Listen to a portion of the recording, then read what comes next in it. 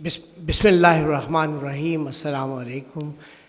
Being from the host country, I have to give obviously more time to the speakers who are our guests.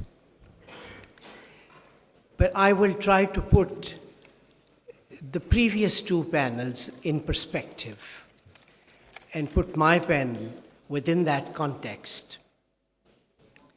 We began this afternoon with the panel on governance of the order. That assumes, in some sense, finding a place for yourself within the existing order and bring justice within that context. The second panel dealt with the moral foundations of a given governance or order. Irrespective of your space in that order, what exactly is the moral foundation? And if there are more than one moral foundations in the world, how do you manage that? That probably leads to the third panel. What might be a covenant if in the world there were more than one moral foundations to establish order? Which led me to think, what is the current order and what has been the order, let us say, during the last 200 years? If I look back at the 200 years, in the first 100 years, that is the 19th century, let's say 1825 to 1925, the order across the world was a Europe-led colonial order, where it was a governance between the governors from Europe and the governed from the rest of the world. Its moral foundation, in some sense, was the emerging godless humanism with aspects of Christianity at the social level. This order, however, completed its time in about 100 years. And that 100 years led to, in the colonized world, decolonization, but within the moral context that existed previously, which was both humanist, godless, plus the world of nations, whether for the governors or the governed.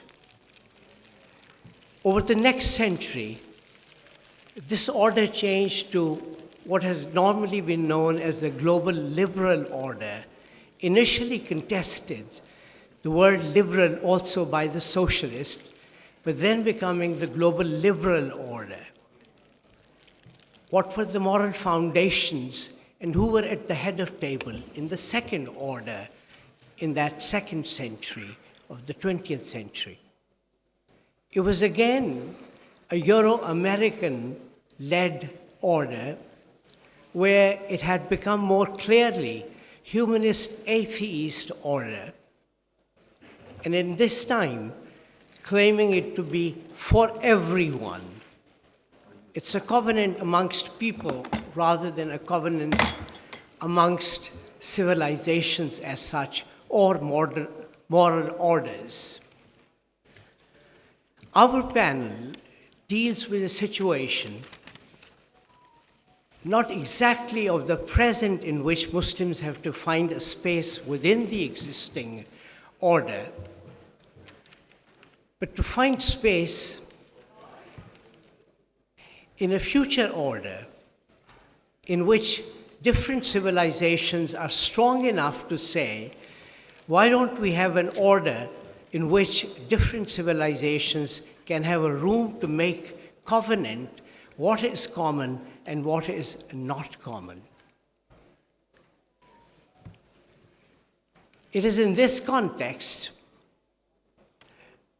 that we are probably moving from a world of nations, which was the first century, to a world of nations plus a world of corporations in the global liberal order.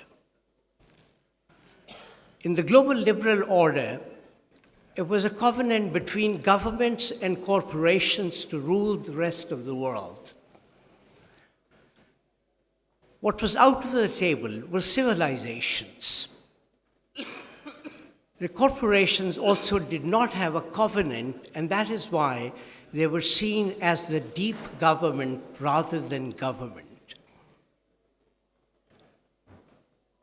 What lies ahead of us is probably a century in which civilizations can be brought back to the table in an equal status and not as an appendix of the various institutional arrangements.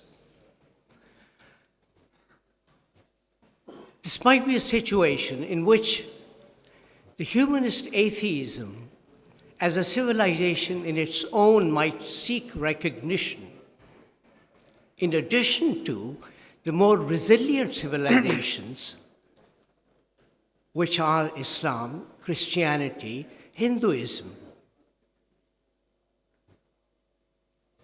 So I would put to my panelists as well the question, when we talk about a covenant amongst whom? And are these to be treated as equals or in some hierarchical situation?